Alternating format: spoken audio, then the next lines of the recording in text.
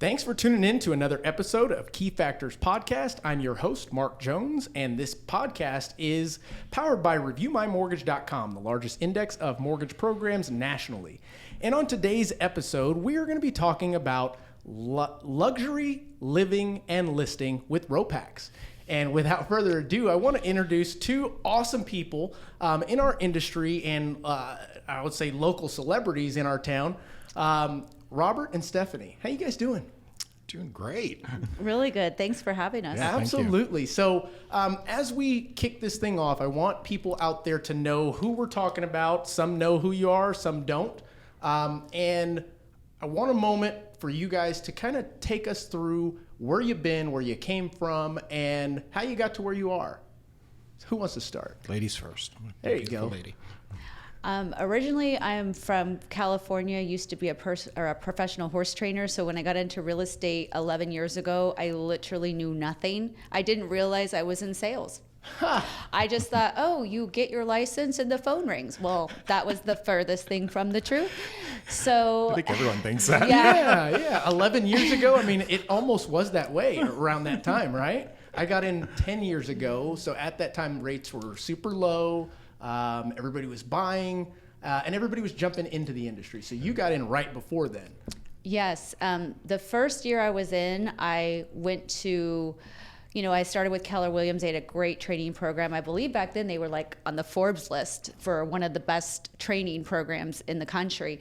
And so I really did. Starting with good training was a big part of it. And then, of course, like any new agent, you have to hunt. And Absolutely. I had to make cold calls and called expireds and for sale by owners. And so I really had to learn how to sell when I knew not what I was doing. Right, right. So it was a whole, growth period for me. Getting uncomfortable. Very uncomfortable. Getting Cussed at, hung up on, I'm sure. But it gave me grit. It gave me a thick skin and, helped me pave the way to where I am here today. And obviously, without having to say, but I'll say it anyway, definitely worth it because look where you guys are now. 100%. Right? Do it again. So, Robert, how about you, man? Gosh, this year was my 31st year in the business.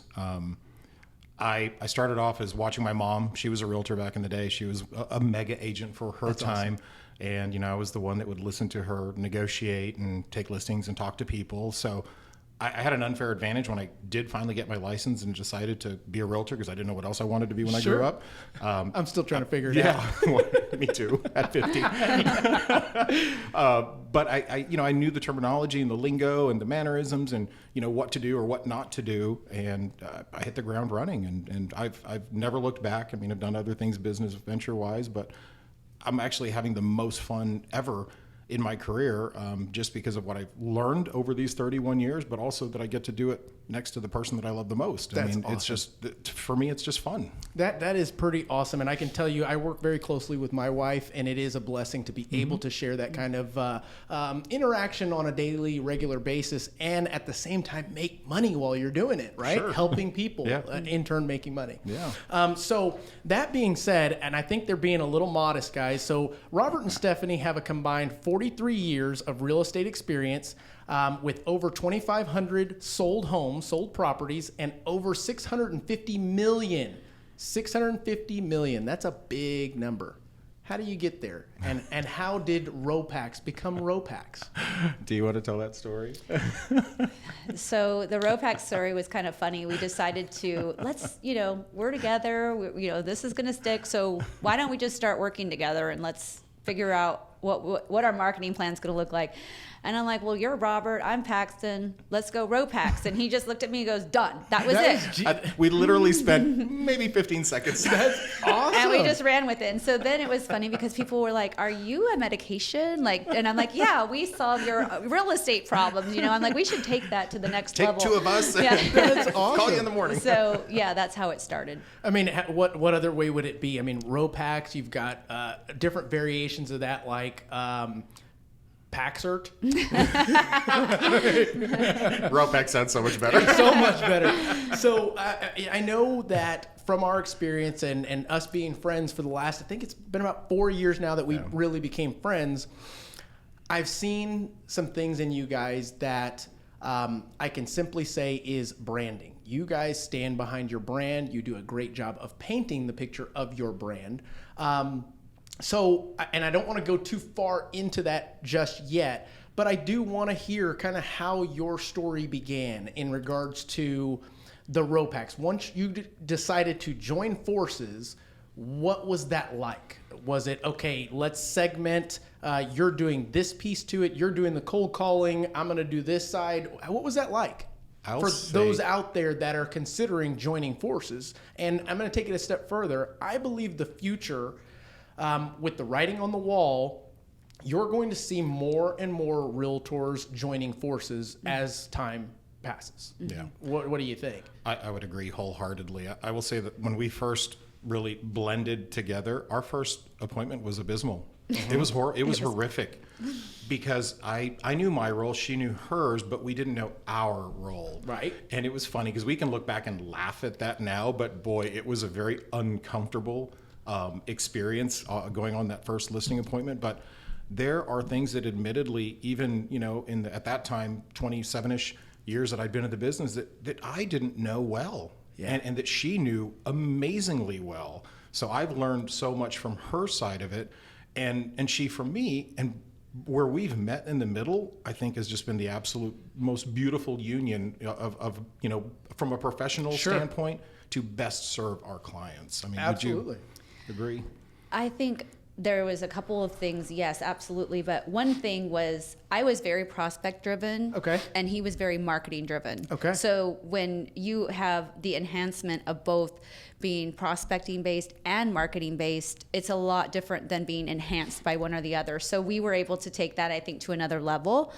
But I also think that we were real honest with what we were good at and what we weren't good at. And so when it comes to like staging and photography, we wanted to have a consistency regardless if we were selling a $200,000 house or a $2 million house. We wanted to make sure that it didn't matter. We did it the same every time. So he had relationships, I had relationships, and we took the best people from those relationships and just made them stronger and implemented them in our business. And that's, I think, how we were able to brand our product to be so consistent.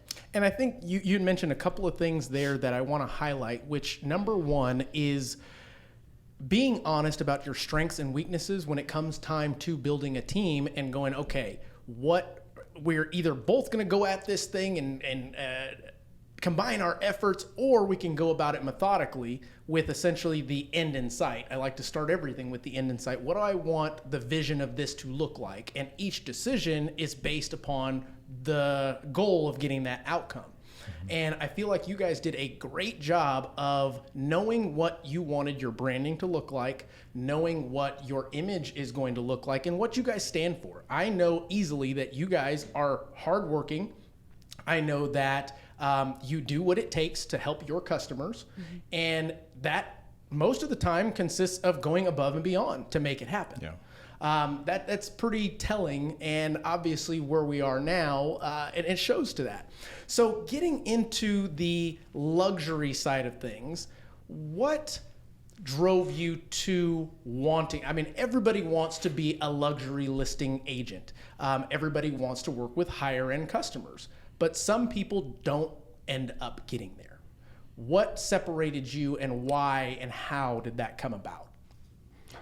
I would say, so I started my career in that luxury arena at the Dominion, 31 years ago with my mom. I was a backup agent to the backup agent. So early on, I was very comfortable speaking that lingo and learning about appliances, particular, Gaggenau, Wolf, Fisher Paykel, things like that, groin ceilings, particular details that luxury homes have. So it was very second nature for me. When, fast forward to when Stephanie and I created ROPACs and we started, really hitting heavy in the volume and whatnot, we were doing just that. I mean, tons of volume. It was great. However, our conversation and our experience, I feel, was best suited more towards that luxury end seller or buyer for that matter, just because we knew what we were talking about from our past experiences and just, marketing in general and past sales experience. So, I mean, what would you like? And when you say that, it leads me to take a step back and really hone in on what is luxury? What is luxury lifestyle? What is luxury listings? People think that it is just simply a price point. What are your thoughts on that? Go ahead. I mean, that's a really good question. It does start with price point because, when you look at the numbers across the board, there is a point where you start, your pre-luxury and then you hit that luxury mark. But when it comes to lifestyle, there's a different kind of clientele that is not, numbers aren't always an issue. It's more about the lifestyle. And so those type of customers, you're just showing them the conversation is going to be completely different. It's not about my needs and wants anymore.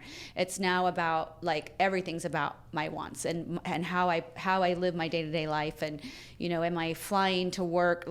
We had clients going to, flying to San Francisco. Well, if you're going to be close to the airport, is that, it's important to you, where do you want to be?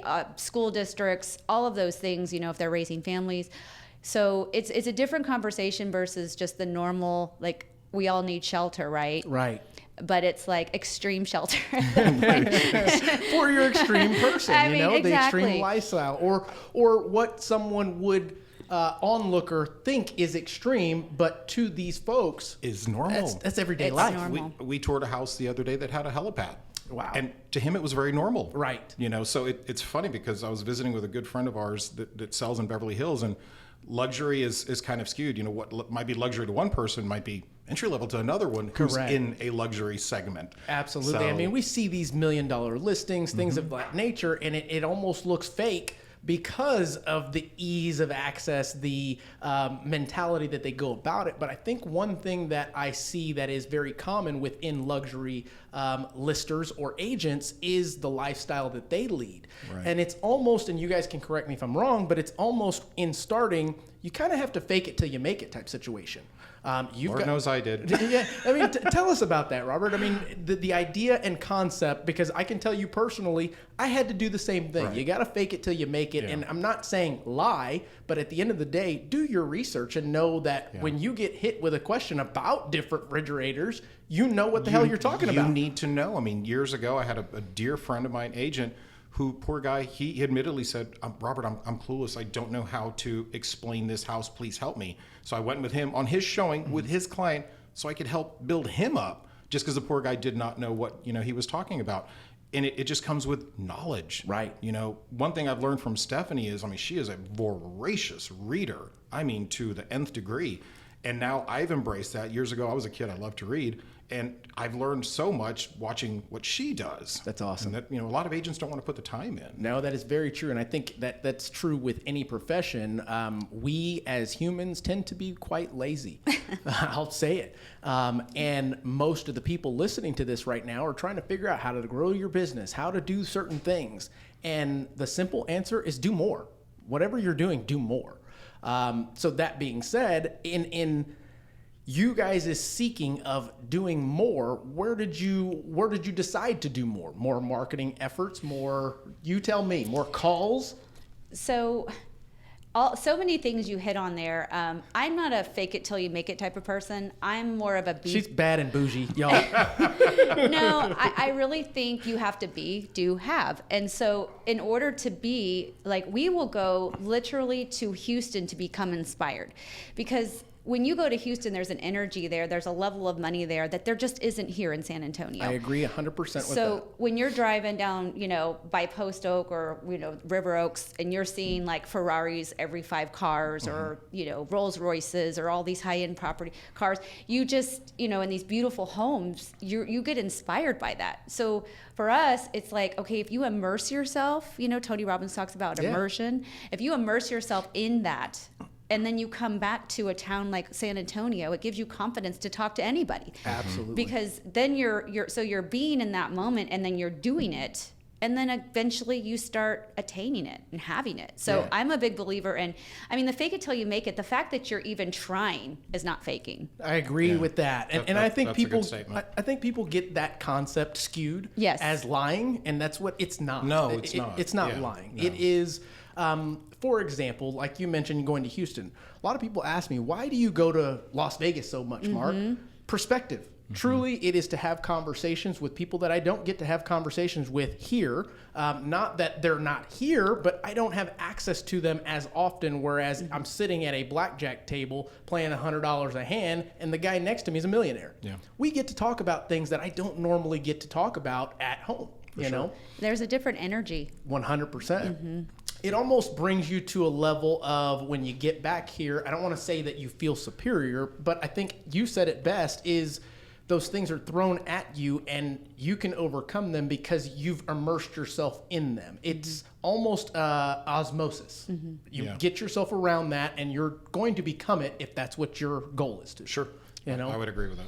I would agree. So continuing down the path of luxury, what in you all's opinion separates you from the other luxury people out there? Because everybody tends to, they sell one luxury home and all of a sudden they add luxury agent. And we all know. No, they don't do that. No BS on this show, y'all. I will say that it's funny, even after all of these years, I still won't personally label myself as a luxury agent. I don't feel I've earned that title because I have not learned everything yet. That's my personal opinion. No, I love that. I want to continue to learn about it and, the lifestyle and the things that go with it. I feel like I'm continuing to immerse myself in that. Like now I wear suits every single day. For 2.5 years, I wasn't. Right. I got out of that. COVID took me out of that. I was in jeans and a t-shirt, and a t-shirt. Wore shorts and flip-flops. Yeah, driving my truck. I told Stephanie, I'm like, I'm exhausted. I mean, we're in the paint hard. Yeah. And again, I'll go back to where our experience is best served is in that upper tier market. And I'm like, okay, well, if I'm going to do that, then I need to act a certain way. I have to dress a particular way that I'm comfortable with. It makes me feel good about that. I sold the truck, got a Range Rover. It's like kind of full circle, right, if you will. Go ahead. I think a lot of agents are intimidated by the luxury market, especially when you are dealing with other luxury agents and you're negotiating. It's like, how am I negotiating for my client? But when you work with them, you realize some of them aren't that good, and they're just people. And so it's really not as scary when you do start negotiating with them, even on a lower end deal. Like if you're a new agent and you're like, have an opportunity to negotiate with somebody that sells a lot of higher end properties, it kind of gives you confidence because you're like, wait a second, I actually did pretty dang good against this person, or I got what and so I think just working on those negotiation skills and even just being around an office where somebody else is selling higher end properties and just being in the room listening to the conversations is so important, because it just helps you when you do your next deal, how to step up. I mean, even if it's a lower end deal, pretend it's not. I agree, absolutely. And that is another fake it till you make it. That are you really faking it? No, it's just a concept. Exactly. And I think me personally, I've always had friends that are luxury agents, but never really saw the difference in an actual transaction until I came in contact with Ben Kahn. He's amazing. And again, I think he's amazing as well. He was the listing agent on the purchase on our last home, and there was a undeniable difference in the way that he does business and the way that I have done business with other agents before in the past. Mind you, Kristen, my wife, was the realtor on the buy sides. There was no commission, nothing like that. But I was very close in that transaction, getting to see how he treated the entire transaction. Right. He is used to, which just like you guys, I would imagine, of just getting things done. Right. It's not a matter of let's figure that. No, just get it done because this deserves that level of attention. Right. Does that make sense? For sure. So, I mean, what is your take on that? The difference in your basic listing or a luxury listing? I think you're dealing with, when you're working with high net people, a go. lot of time you're working with ego. And so you have to figure out where and who wins. And so you pretty much know where the number is going to be and what, where you have to get to. And you just want to get there as fast and seamless as possible. And sometimes it's having tough conversations, but sometimes with those high net worth clients, they're in the driver's seat, and the personality is a little bit different. So sometimes you have to humble yourself a little bit more and take on a little bit more than you would normally, but then you've got to get it together and then deliver it to the, buyer list side, whatever side you're on, to the other agent to get it done. I gotcha. Okay. I feel everyone's time, especially when you're in that upper tier net worth category, their time is money, and I want to respect their time. So if, we're pitching to someone in regards to a listing or anything else, honestly, there's not a lot of small talk. Sure, there's going to be some connection on a personal level, but then that's it. Because I'm looking at it, their time's probably worth $1,000 an hour. And I know that when someone wastes my time, it's irritating for me personally. So I want to be respectful of their time and hey, let's get to the chase. This is what we're going to do. This is the plan that we have, yada, yada, yada, lay it all out. Because, in that room, we're the professionals. We're not the surgeons or the attorneys or whatever amazing thing it is that they do that they've made their multiple millions on, but we're the specialists in the rooms when it comes to selling their That's property. right. And they see you guys as the expert. And I say it quite often is to stay in your lane. And same concept with buyers, sellers. They're good at what they do best, and that's why they're in the position that they're in. But keep in mind, they hired you to do your job to the best ability so that they don't have to spend any brain cells, time, anything like that, taking away from what they do best. Correct. So that leads me to, I don't know if it's a tough question, but when you're doing luxury listings, are you guys ever in a situation that you're over leveraged because of the amount of marketing that goes into it, because of the amount of planning, because of the amount of things that in turn a buyer or a seller would pay for? You typically just go, we'll take care of it, let's keep moving because of the margins. Does that make sense? You want to answer that? In this market, no. I mean, but some of these really high-end properties are very taste specific, and it's not for everyone. And so, setting clear expectations with a seller is really, really important. And I think the ones that don't sell are typically ones where the expectations haven't been set, or the client's really hung up on, the finish out where they bought, the flooring and materials in the house. And so, they're still the highest bidder, I always say, for their home. And then when you look at building a home from scratch, like he recently had a transaction where they sold, and you can tell that story, and then, building another home, a new home. But, as far as marketing goes, I think you just set aside a certain amount for what you're going to put into that property. Right. But then you also have to be realistic with I think the most important thing is setting expectations on the front side, so you're not wasting money on something that isn't going to sell or is going to be difficult to sell. And I believe in this market, as you alluded to, it is, and I can't say easy, you sell things a bit faster with, and I'm not going to say less effort, but truly less marketing, less open houses, less print ads, things of that nature. Whereas in the past, I mean, I've seen you guys in Luxury Magazine, things of that nature, trying to push properties that typically take a while to sell. And that's historically another reason why folks don't get into that market, because it takes a while and they can't wait for those things. But then you also see things like on HGTV $1 million listings that, oh my God, I'm 30 grand into this thing as the broker. I hope we sell it. And obviously it's theatrical, but at the same time, that's not far off. It does take money to make money. Yeah. Go ahead. It's a return on our investment. And that's one mistake that some of these agents that are clamoring to be a luxury agent, so to speak, they're not realizing the amount of money that you have to spend on the front end. I mean, we take on a $1-2 million house. There's several $1,000s cash out of our pocket, that we want to see an ROI on. In addition to the threads, in addition to the wheels, you've got to look and be the part. Yeah, it's not cheap. It's not cheap, but we're so used to seeing, okay, will this be a good investment of our time, of our resources, of our finances, to see a return. I don't want to paint the picture, though, that everything is about money. Honestly, it's not. At this point in our career, it's not about the money. The money's a byproduct of doing the right thing. That's right. For the client, to the absolute best of our abilities. And what Stephanie was alluding to the other day, we had a particular property that we'd sold several years earlier to a gentleman. He rehabbed it. It's beautiful. It was his personal house. And then he's like, you know what? I want something bigger. If you could enjoy getting bigger than 6,500 square feet. He needs bigger than 6,500 square feet. So we are in Texas. Here, yeah, exactly. and you know, we came up with a strategy to get a multiple offer situation on a $1.9 million home. The funny thing was he would have accepted less than that number. However, we accepted much, much greater than that number.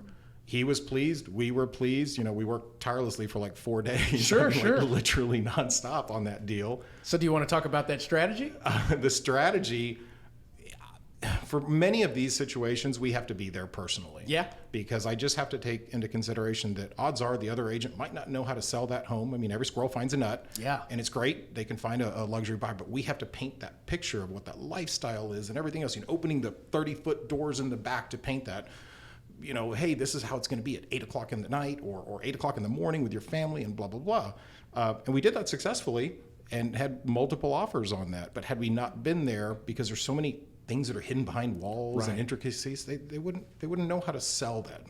And I think that you raise a good point, and it is a differentiating factor in regards to a top agent, top producer, top any individual, is not only do they do their job well, but they also foresee what the other person's lack of and fill that need or void, not because they want to outshine. No. They're there to get the job done. We want the deal to happen. That's it right. Has, you hit the nail on the head. It has nothing to do with making that other agent look less than. No, we're trying to build them up and making sure that their clients have a great experience. Right. Yeah, for sure. Yeah, I like that.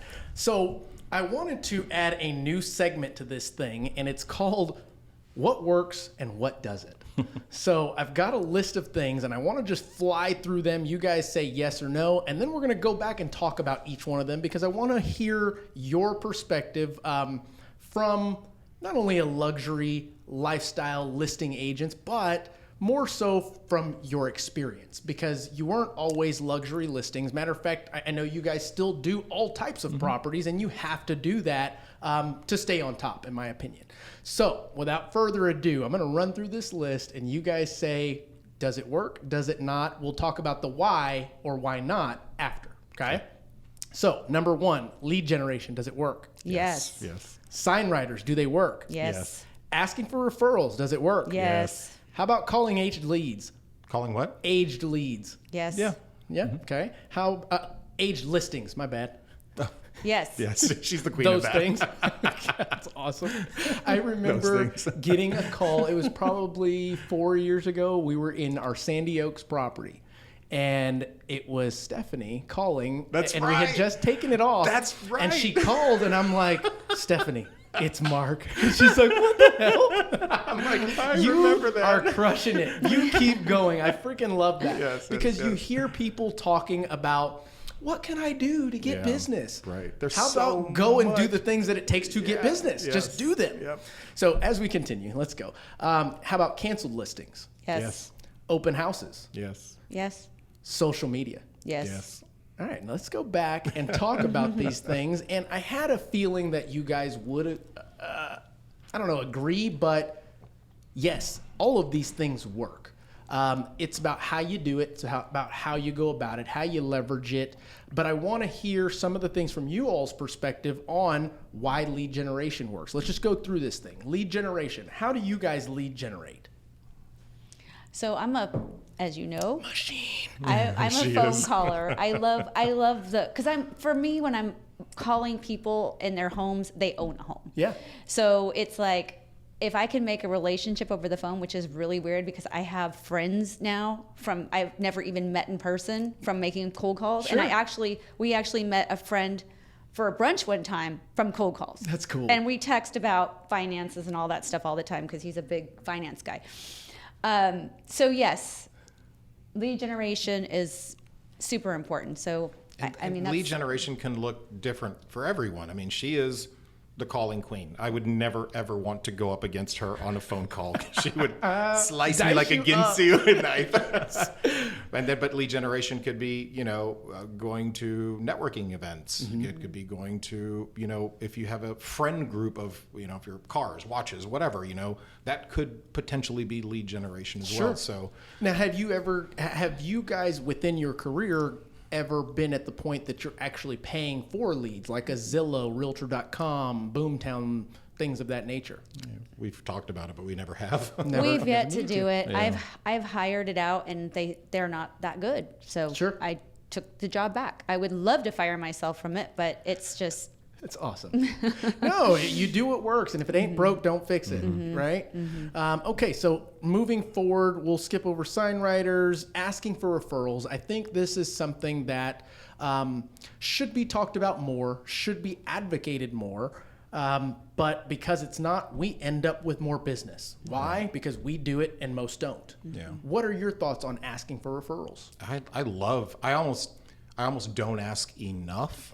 I need to retrain myself to ask more, but the vast majority of my personal business is referral based. Yeah. I'm blessed that I've been doing it for 31 years. So yes, I get a lot of referrals, but you have to actively ask for those things. And what we've learned is the best time to ask for them is while you're in the act of your real estate transaction. 100%. Because the people, they're in the paint, they're excited, they're talking about their house and blah, blah, blah, and they're going to have a great experience with us.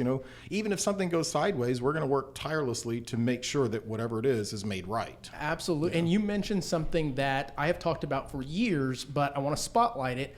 And that is making sure the right time to ask for referrals. Most people think that the best time is after the transaction's over, once it's closed, all that good stuff. And my theory is nobody has time to even pay attention to you because they're now moving all their stuff, dealing with logistics and all the other things that come along with closing.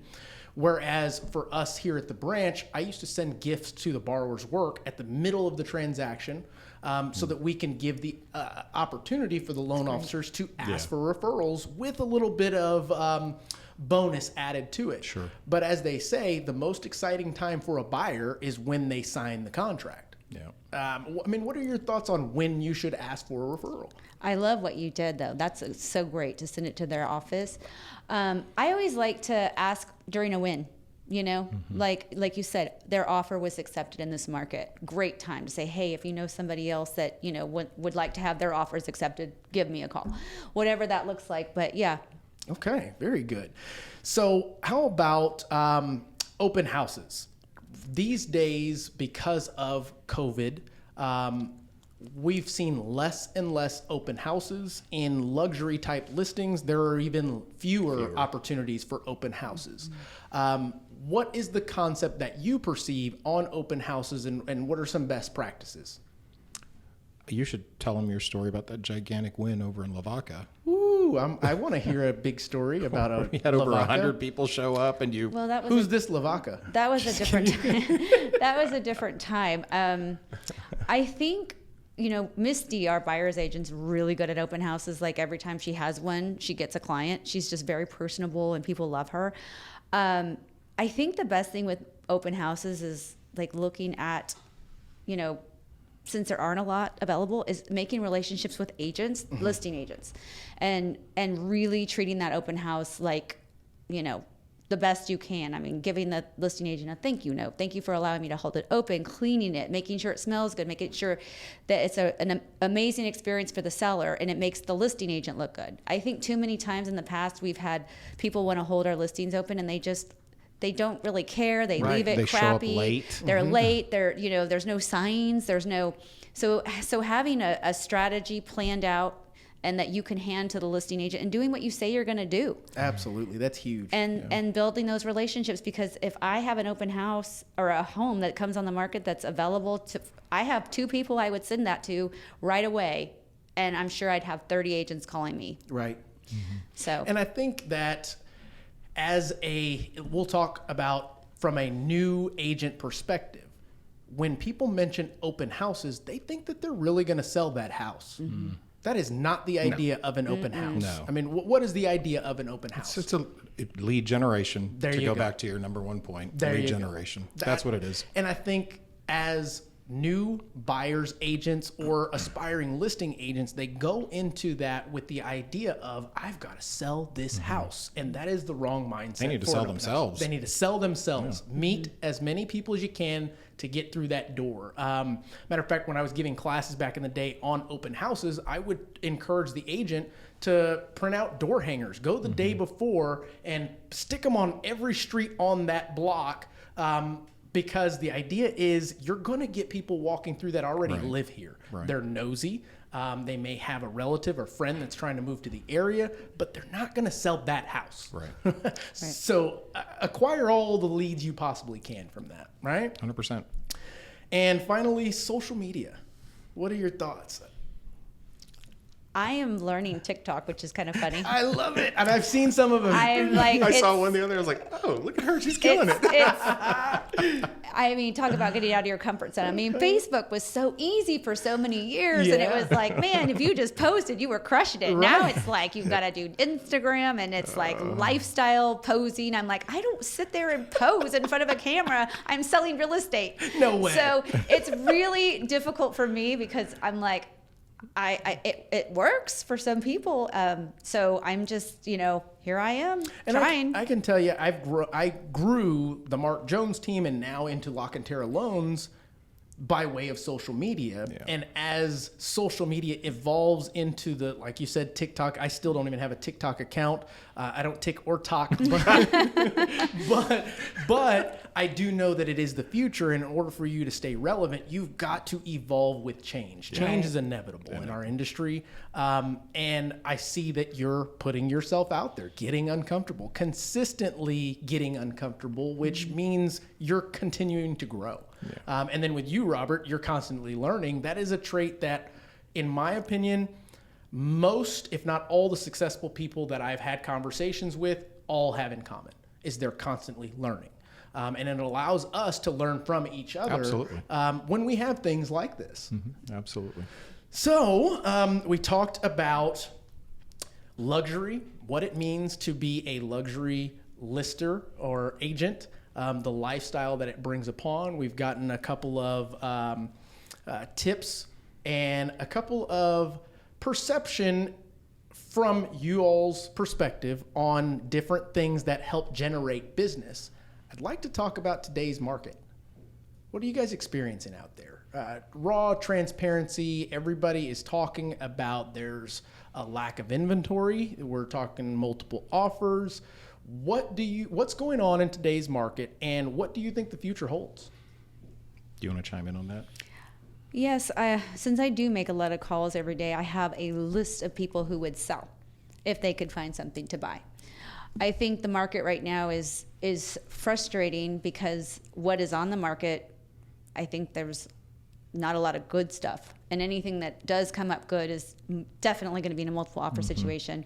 I feel like a lot of our locals have been priced out of the market because of all the people coming in. And, it's a little sad because they're frustrated. And the other thing that concerns me is all the refis that have been done. So if I'm in a home at 2.5% and, I refied my property, why would I go sell it, pay more, and then pay a higher interest rate? It makes no sense. Right. So I'm really concerned for our inventory. I think it's going to be an issue for a couple of years until all this shakes out. But it's, I think a lot of people are, for a lack of a better word, landlocked at this point. Yeah. So it's really going to be who's moving in, who's willing to rehab, and until our builders can, get building. No, you're right. That's kind of the. And I tell my loan officers here, one thing that we have not ran out of and we won't run out for a good while is land. It just needs to be developed. Right. And there's plenty of properties on the market. As a matter of fact, I had Kristen pull a list of all properties in San Antonio that are 30 days and over. And do they have nuances wrong with them? Yeah. But I think our folks in those price ranges are going to have to learn to compromise and get creative. Yes. And what I mean by that is, you mentioned it a moment ago, is rehab. You've got to look at multiple options available, because the idea or mindset that you had from 2 years ago, it doesn't fly in this market. Completely different. I mean, we've had to rethink what we see in the marketplace. I mean, admittedly, myself included, you get so used to doing things a certain way, and you almost, as someone great in the business, as you well know, being amazing as you are, you know what's coming next. You know the next step. You can predict it before it happens because you know what you're doing. And this market has really thrown so many curveballs at all of us that we have a certain prediction. Oh, this is going to happen. And then it doesn't happen. Right. Something else completely happens. It's like, oh my gosh, wow, we didn't see that coming. So we have to definitely have an open mind in regards to what's coming down the pipeline. Because like Stephanie said, and I agree with her, I mean, I think we're going to be in this predicament for easily a couple more years, at least here in San Antonio. I agree. We can speak of San Antonio. I can't speak of Vegas or any of those other markets. That's not our market. When knowing what I know of the past and what I did at Dominion Associated Realtors, 30 years ago, we were lucky. If you had a $2 million house, you were lucky to have 7 showings in 6 months. When you have 17 showings in 48 hours, that's a crazy market. That's crazy. Yeah. That's not normal. And half of those showings aren't even showing up to them. It's virtual. But yeah, many were. You know? And recently we had a listing that had brought in 18 offers. And what was odd to me is it wasn't a cheap house. I mean, it was in the mid 300s. We had 6 cash offers from institutions. Yeah. Wow. And they were all over ask. So it forced the buyers, the real buyers, to pay way over and waive everything, appraisals. And, it gets risky. At some point, are you underwater? Yes. And how long? Who knows? So it's kind of a conversation like we're having now with people is how long do you want to be in this house? Right. Because if you're going to invest this at this point, there is a chance in a few years that this market could flatten and you might be stuck. So I've been doing these daily mortgage updates, one so that I can expand into YouTube. I'm finally doing the YouTube thing. Not TikTok, but YouTube. Not TikTok, but YouTube. But it has allowed me to become way more educated in regards to current events, what's happening in our market trends, data, because I'm looking at it every morning and every evening. And what I'm seeing is our buyers in San Antonio are competing with not only outside of the state buyers, but also people like Austin. That market has gone absolutely crazy. Yeah. And the people coming from California or whatnot are totally used to driving an hour, 2 hours to commute on their daily life. So they go, all right, let's go to Austin. Nah, let's go to San Antonio where we can scoop up a property and only have to pay $30,000 over versus $100,000 over. Right. And then I would even take it a step further as to say that all of the folks seeking the, let's say, below 300 price range may end up having to leave the city at some point if they want home ownership, or the alternative 100%. is being stuck in a rental that is overpriced as well. Rental rates have skyrocketed. Right. So what do you guys foresee the value? I've got my prediction on the values within, I'm not going to say all of Texas, but at least San Antonio. What do you think? I still think they're going to continue to go up. That's just the reality of it. I mean, it's simple supply and demand. The demand moving into Texas, San Antonio specifically, but Texas in general, it's coming in. Years ago in 07, 8, 9, when I saw a lot of investors purchasing in this market, those were investment properties. What we're seeing now, it's families coming in. And I think that's where this emotional buying gets in, and people are coming in from out of state and they've got bucketfuls of money because they just cashed out over there. And like Stephanie said, it's definitely, I will agree 1,000% with her comment, it's definitely pricing the San Antonian out of this market. But I just don't see them. I don't see that changing. I don't see the market flattening. It will eventually. It has to. I mean, it can't just go on forever. Right. But easily the next couple of years, it's going to go up. And I'll take it a step further. You guys can agree or shed some light. I believe that we won't see a flatten, and here's why. Historically, if you look at Texas, we've never gone backwards as far as property values. We have been lucky in a very inexpensive cost of living, and for the lifestyles that we lead, it's very cost efficient, whereas you look at places like California to where they're $1,000 square foot properties and you're talking a 1,000 square foot home. And here in Texas, we haven't seen those types of jumps yet, but yet everybody's moving here. So with all of the opportunity that's still available, in the grand scheme of things, we're still fairly cheap when it comes to the grand scheme of things. My theory is that evolution will take place. I don't know if it's 10, 15, 20 years down the road, but the idea is across the board, the United States will be more of an even average type situation because people will then migrate to where and what fits them best. Does that make sense? I mean, what are your thoughts on that? I think it's going to also depend on wage increases because San Antonio typically is in a high net worth area. Correct. So will employers start calling people back to work and to the office? So I think when you look at inflation, you look at interest rates, when you look at supply and demand, and you look at the overall view of the market, I think unfortunately the lower end market, I don't think it's going to exist anymore. Yeah, I agree. I think you're going to have to be a wealthy person to own property. Yep. I have to agree with you on that. And I think that as people wait longer and longer, you're putting yourself in that category 100%. faster and faster. Sure. It's unfortunate, but there are plenty of folks out there that are actually qualified right now, but are waiting for the perfect property to come up. Or they're waiting for the drop. Yeah, they're waiting for the interest rates to drop. They're waiting for the property values to drop. Guys, it's not going to happen. I don't know how it is that they have this crystal ball that we don't have. Having done personally over 2,500 transactions between the two of us, it's like, what do you know that we don't know? Please tell me. What are you reading? Exactly. Who's your person? Jesus. Who's your sage? Yeah, absolutely. And it is sad. It's sad, but at the same time, it is reality. Yeah. So I think the sooner we can have conversations like this and bring them to the public, maybe they'll start to get it before they do price themselves into a rent forever situation. Yeah. And that's a real thing, I think. No kidding. It's a real thing in California. It's a real thing in New York. Yep. It's a real thing in these places that are major hubs for business, money, entrepreneurship, evolution, growth, innovation, all the things that make United States great. And with Texas without all the nonsense.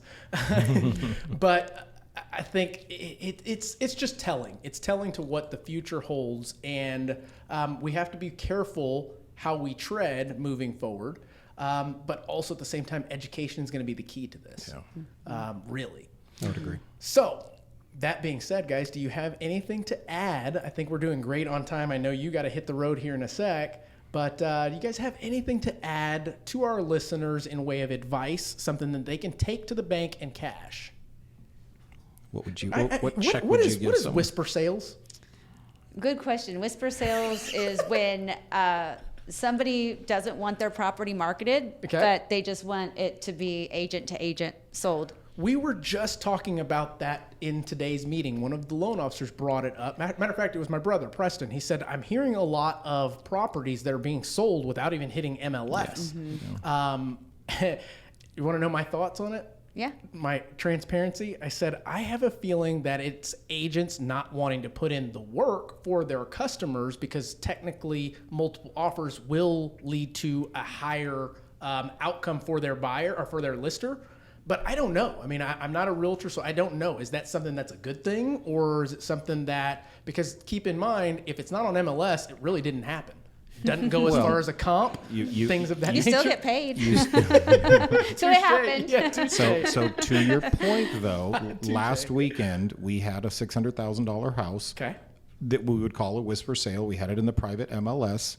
We promoted it on social media because you can do that now. Sure. You can talk about it. So long as it's in the private MLS, at least you can now talk about it because you can't have coming soons and all that other stuff. We had... so there are rules against... Big time rules now. We had multiple showings in one day and we had multiple offers and we did sell for over asking price. So your theory's a little skewed. Yeah. It works. It does work. But many times, though, it could be for health reasons. It could be for personal reasons. It could be for privacy reasons. Yeah. Whatever. It's a myriad of things. Now, when you guys have properties like that don't technically sell on the MLS, I mean, does that Does that bother you in any way? Because obviously this is something either you're going to recommend to the customer because they're requesting privacy or something like that, or they're going to request it from you and there's nothing you can really do about that. You can try and convince them, but really any other convincing has to do with our benefit of it going down as a listed comp. Yeah. Truly. Yeah. I think it depends. I mean, if you explain it to your client and they understand, the pros and cons, because it is a strategy at the end of the day. Like for this particular property he was talking about, they wanted a 6-month lease back. Oh, wow. Yeah. So putting it on the private MLS and stating that gave them an opportunity to sell now, get their cash in hand and lease it back, and then be free to go look and buy whatever they want. So it made sense. Yeah, absolutely. So it really just depends on the situation. Everyone has a different, but you do definitely have to do the right thing by your client as a fiduciary and say, hey, you're going to get more if you go open on the open market. However, sometimes it's not always money. No, you're sometimes right. for them it was Right. convenience. Yep. So it's just like all these iBuyers, they're buying up properties for pennies on the dollar from people who just don't want to deal with it. They just want their cash and go. Absolutely. And I'm glad I asked that question because I'm always learning as well. And I had one perception of it, but didn't have the full gamut of why that is important. And I think that, as you mentioned, the privacy of the bar, whatever the reason that they're requesting that, that's to their benefit. And we have to respect that at the end of the day. Now, do you feel as though it alters the course of future purchases in those situations? I always put mine in the MLS at the end. Oh, very cool. Okay. So I update it and put for comp purposes only. Right. Gotcha. So it has the data in there to help a neighbor. So that is a key factor for any agent that is out there listening to this. If you have a situation like that, it is okay, and you correct me if I'm wrong, to put it in the MLS as a comp, so that way it helps future agents in that same conundrum. Sure. Absolutely. That's And something I don't think many people know. yeah, we've done that with all of ours. We just go awesome. straight to pending sold, and then that way they have it. No, that's awesome. So that being said, guys, we've gotten some great information out of this discussion. Is there anything that you guys want to tell our listeners? Anything that they, again, can take to the bank in cash? Take to the bank in cash. It's a hard market right now, and everyone thinks all realtors are crushing it. They're not. There's lots of realtors that are out there not crushing it, not doing well. There's business for everyone. We love to do stuff like this to share our experiences. Pay it forward to someone else. All I can say is, don't give up. This is a hard business. I know it's not for everyone, but the benefits of it are just amazing. The relationships that you can get from this business and what could create, from being in this industry are amazing. Friendships like ours, Absolutely. Connections. It's wonderful. I will do this till the day I die, to be honest with you. So I love it. Anyone that's out there struggling, just don't give up. Keep on doing it. Keep on grinding. Take some of these tips that we've shared today and that you've brought up, because those are all tools that'll help someone succeed. 100%. Do the work. I would say if anybody is selling in this market, read Gary Keller's book Shift, because we are in a shift. It's a different shift than 2008, but it's very much a shift.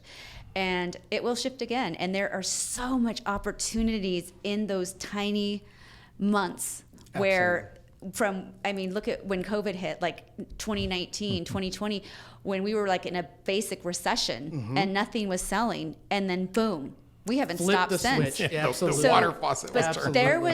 there was a pocket of time where you could freaking crush it. You could buy a property and then mint money 2 months later. It was crazy. So that will happen again. But you have to know your market. You have to study it every day. You need to know how many listings are coming on the market, because they are every day. They're still coming on the market. How many are selling? Know your market and read that book. And then when you see that shift happen, you'll know to take advantage of it and get ready.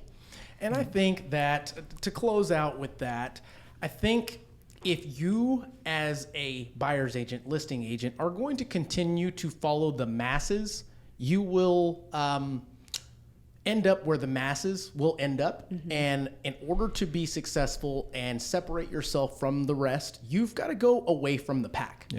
You've got to think differently than what everybody else is. If you see everybody going left, figure out how to go right and why and how you can capitalize on that opportunity. Because like you said, there's always opportunities. It's just whether or not you see them. Yep. So, guys, thank you very much for joining me on this show. Thank It was a you. great discussion. For those of you listening, if you got something out of this, please make sure to like, subscribe, share with a friend. We're doing this truly to educate, to pull back the curtain on things that you don't typically get to hear. And for those realtors or lenders listening, by all means, guys, take some of the things that we have talked about today and implement them. This is intended to help you. Also intended to help me as far as therapy. It's much cheaper. So, without further ado, you guys, thank you for tuning in. We will catch you on the next one. I'm Mark Jones, your host, and make today count.